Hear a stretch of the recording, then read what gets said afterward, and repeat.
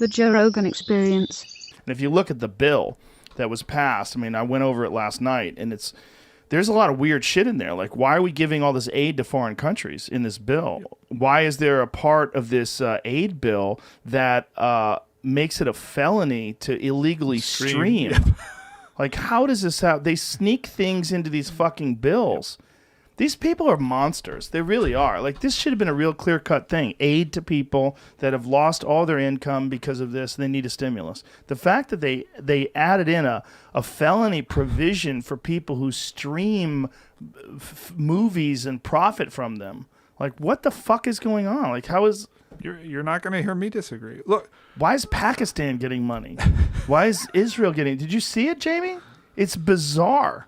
Well, I don't understand the logic behind it. I don't understand how this got agreed to. Well, what happens is the idea is this thing's going to pass anyway, so you help out your favorite lobbyist, whether you're a Democrat or a Republican, you sneak something in. Is that what it is? Yeah, that's clearly how it goes. Fucking people. I mean, here's what I'll say, okay? This is why Tell Your Children actually matters in this debate, okay? I wrote this book, and you can say... That's the pot book for folks. Yeah. You can say, like, this guy, like... He doesn't understand. A lot of people just like to get high and they can handle it. It shouldn't be criminal. And, you know, minorities bear the burden here. It's wrong. Let's legalize. Okay. Totally reasonable. And by the way, alcohol kills a whole lot of people. It's legal. It's advertised on TV. It's legal. The rules should be the same. I totally get that. Okay. If you read the book, it's about something else. It's about this is psychiatrically harmful to a lot of people, and we're not talking about it. Yes. And by the way, there's a downstream violence that comes from that sometimes that we're not talking about either. Okay. Yes. To me, those things, if you read the book with an open mind, are pretty factual and inarguable. It doesn't mean, by the way, that you can't then say cannabis should still be legal. You can read the book and agree with it and say, but you know what? It should still be legal for those other reasons. Fine. That is not the way the book was treated last year. Okay. It was, you hate black people, you don't understand science, you're cherry picking, go to hell. Okay? So when I saw this happening this year with COVID, and I saw the New York Times where I used to work, and you know what? People can yell at me for saying I used to work there, but I worked there for 10 years and I was a really good reporter there, and I'm not going to back down from my credentials because I am a good reporter. You can say, you know what? Like, lockdowns are necessary and we need to protect these old people. And you know what? We can't let the hospitals get overrun. But if I present evidence to you that's contrary, don't just shout at me that I'm an idiot and don't know what I'm talking about. Okay. It's not going to work. It didn't work with Tell Your Children, and it's not going to work this time.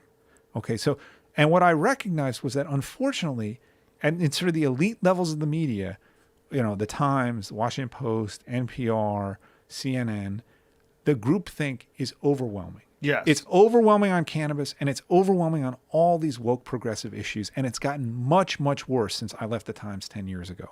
And I don't know what's going to turn it around. Okay. And it has terrible effects. Let me give you one example. Okay. We should all want to know where this virus came from. I don't care whether you're Republican or Democrat, liberal, conservative. I don't care what country you live in. You should want to know if this is the result of a Chinese lab accident. And there's some evidence of that. We can talk about that later. Okay. And you should at least want to know that there's been a complete independent investigation into this. Okay. This thing has messed up the world in a mammoth way this year. Okay. And at the least, we should want to know where it came from, if it did come from some kind of accident. I'm not saying the Chinese released it intentionally. I'm saying there might be evidence that there was an accident, because if that happened, we better make sure it never, ever, ever happens again. It's a very strange thing to me that people don't want to even investigate it. They don't want to look at it. And I think they're afraid of racism or something. There seems to be some sort of indication that there's a victim blaming thing. There's an aspect to it that also is anti-Trump. That's it. Yeah. It's anti-Trump. Okay. Yeah. What happened in March was the progressive media. First of all, they were terrified because of what was happening in New York, what seemed to be happening in New York. And they all thought they were going to die. And then once they realized they weren't all going to die, they realized that they could beat Donald Trump over the head with this and he would lose the election. And they did, and he did. And look, I'm neither a Republican nor a Democrat. What are you? I'm an independent. Basically, as I have said, my politics are that it's impossible to be too cynical. Just like you said with the bill that they just passed, it's impossible to be too cynical about the way these people behave. They behave terribly. Okay, but so Why is it that the New York Times won't even write stories about the fact that there's real questions about where this virus came from? Forget the ventilators, forget the U.S. response, forget, Donald Trump. We should be asking that question. The groupthink is so serious that basic questions don't get asked right now. Well, we were criticized on the podcast because I had Brett Weinstein, who's an evolutionary biologist, who discussed all the reasons, scientific reasons, why there's evidence that indicates that this is not a virus that naturally occurred. That's right.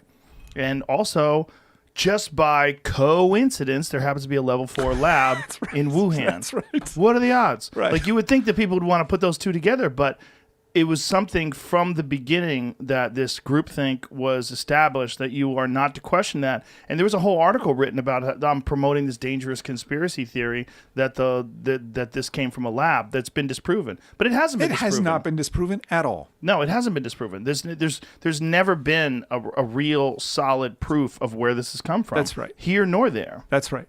And actually, you'd say the evidence is sort of going the other way now. I mean, in favor of this. And here's why.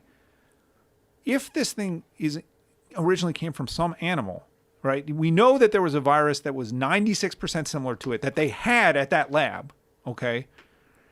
But we've never found the virus that's 99% similar in an animal, which is what we would expect to find, okay? That there'd be something really close that then made the jump from whether it's a civet cat or a bat or a mink or whatever to a human. They've never been able to find that. Why was the connection with pangolins? Why did they think it was... So the virus is 96% bat, it looks like, very, very similar. And then near the most important part of it, the part of it that binds to this receptor on your cells that enables it to get in, it's called the receptor binding domain, is pangolin, okay?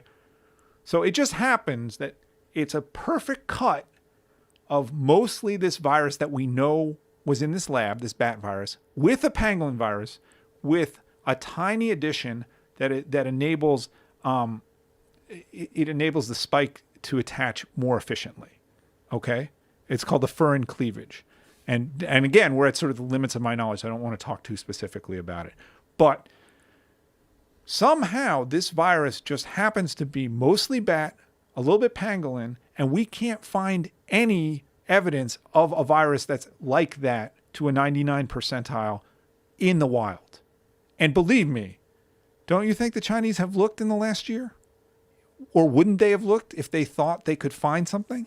When SARS came, the original SARS, not SARS-CoV-2, they had found the viral host within a matter of months. I mean, the zoonotic one, the animal viral host, in a matter of months. And they published a paper on it. There's been nothing like that.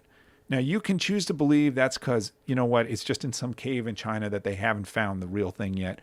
Or you can choose to question, as you said, there's this level 4 BSL lab in Wuhan where this thing happens to seemingly have emerged from. Coincidence. Crazy coincidence. Yeah. But we're not allowed to talk about that. Yeah. If you talk about it, you're a Trump supporter.